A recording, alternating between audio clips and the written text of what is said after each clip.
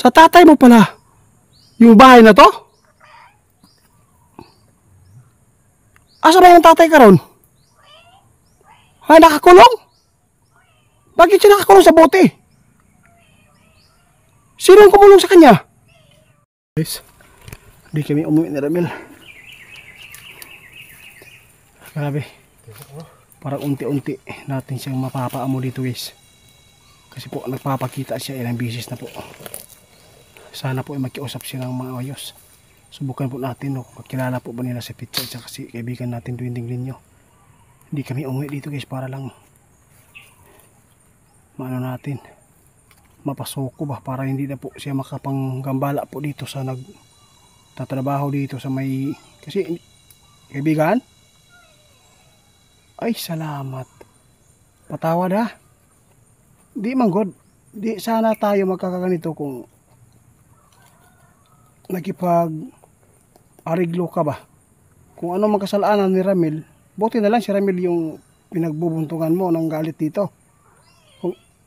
Kung taga diri, wala man sila panguntra. Saon man na nato ron? Na si Ramil oh. Atong iharap ang cellphone gisa para makita ninyo guys. Ang duwindi karon kung magpapakita kasi nakipag-usap na oh. Kaibigan. Nga naman, nasuko jud mo sa ako ah. Nga ako ang gibungkal ni. Gisugo raman ko. Inutusan lang ako, bakit po ninyo nagawa kay Ramil na gusto mong ibalion ba ang iyang bukog sa iyang BTS nga naman, bakit po ninyo nagawa? Ha? Saan ba yung tatay mo? Ay, sa tatay mo pala, yung bahay na to? Asa ba yung tatay ka ron? Ha, nakakulong? Bakit siya nakakulong sa bote? Sino ang kumulong sa kanya? Bakit po kayo nagagalit sa akin at sa kay Ramil? Wala naman po kami kasalanan dito. Inutusan lang po kami ni Linyo. Kinsa man nagkulong sa imuhang kuan? Tatay mo? Tatay pa lang niya guys. Bakit po kayo naghihiganti sa akin? Hindi naman ako magkukulam. Kinulong pala siya sa buti na magkukulam? Ay, kaya pala iba talaga yung kutob ko sa'yo. Akala ko totally ka na masama. Guys, hindi pala siya masama guys. Nagagalit lang po siya kasi po yung tatay niya hinahanap po niya dito. At saka nasira pa yung punso na yan. Kinuha pala siya ng mangkukulam at ipinapasok siya doon sa buti. Di kaya yung mangkukulam na nasa gupa namin doon? Meron pa ba kayong kalaban na duwindi? Nag-aaway pa pala kayo? Nag-aaway daw sila guys. Hindi naman po kami mangkukulam. Kami po ay taga tulong ni kaibigan ninyo. Kami po ang tumutulong sa mga tulad po yung mga duwindi na mabait sa amin. Pwede bang ibalik mo yung normal na kalagayan ni Ramil, yung paa niya? Sige, salamat. Sige po. Ibalik mo yung bro. Ibalik daw niya bro. Ha? Ibalik daw niya yung normal mong lakad. Mayo. Sige. Kaya makinig lang ako dito.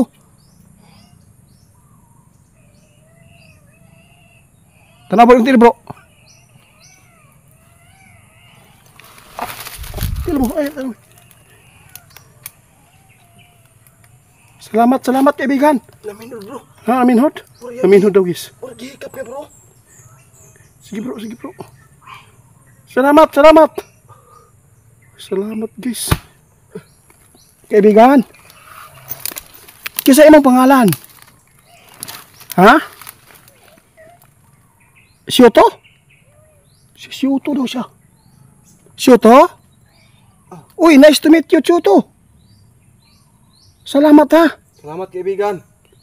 Wala mong di kawalo kaibigan abi man ako daotan ka kay kining bunso agi sugo sa kuan ni Linyo na ipabungkal ni. Balay din mo siyang papa. Tanawa lay guys. Katong akong pagbungkal ani guys, gamay ra man ni siya guys. Maliit lang po ito guys.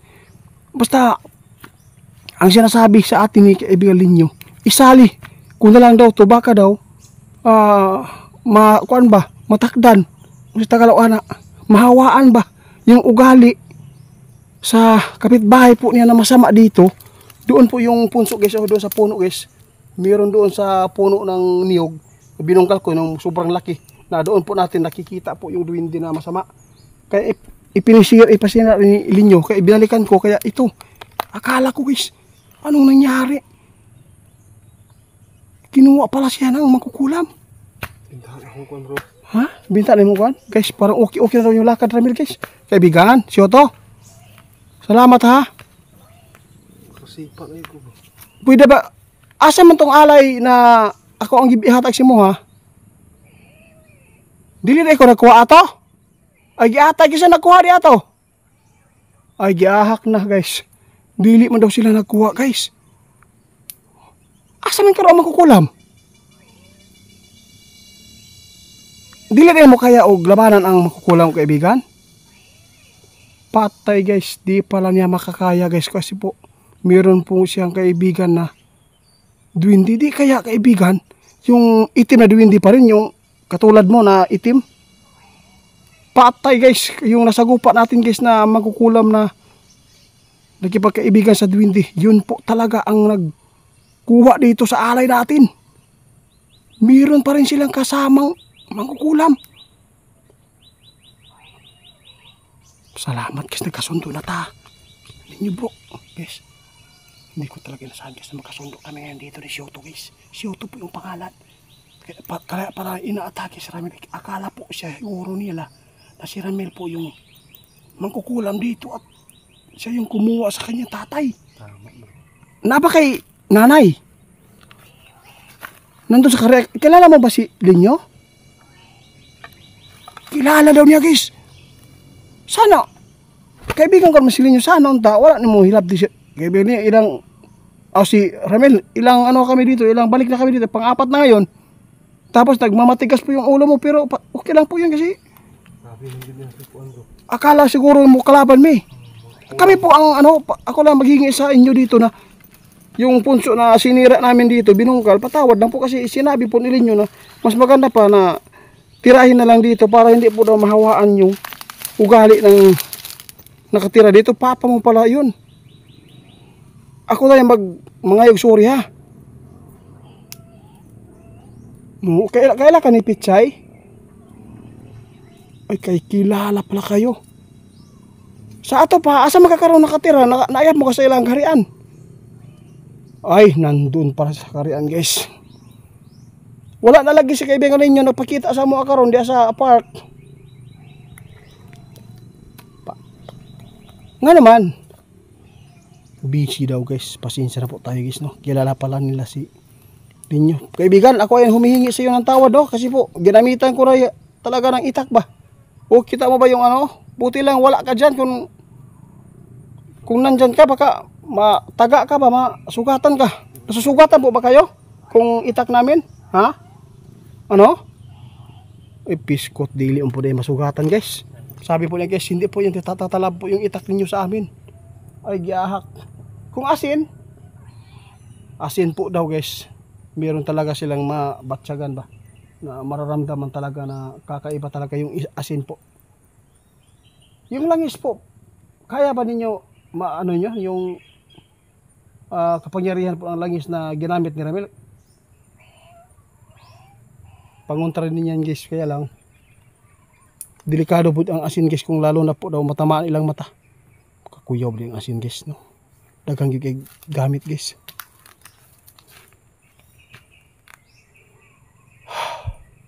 Kanina ko pa yan nakita kaibigan. May damit dyan. Sino may ari niyan? Ay di po tigtiil guys. Ang may ari ng damit na yan ay yung nagkuha dito ng wine. Ay kaahak ba di ay ni. Abi man ako kaibigan na gustuhan mo. Hindi pala kayo basta-basta tatanggap po ng mga Pero ikaw yung nagpatumba dito. Ikaw yung nagpagalaw dito. Ay siya daw nagpagalaw guys. Bakit po nyo ginawa yon?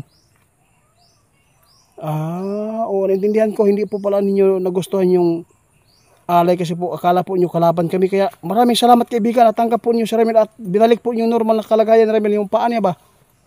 Salamat ha. Pwede sunugan na bro. Ha? Pwede namin sunugin yung ano, yung damit dyan na maitim. Oh, sige guys. Hindi ito magtatapos guys ha. Meron po tayong kaibigan ngayon guys na si Sioto guys ang pangalan. No, kakaawa po talaga. Gumaganti po siya, yung tatay po niya no na isililid po daw ngayon sa buti. Kaya ang gagawin po namin dito kaibigan, tutulong po kami sa iyo ha. Hahanapin namin yung matanda. Oo, sige yung makukulam na kumuha po sa ano, sunugin ni Ramil na guys. Salamat kaibigan.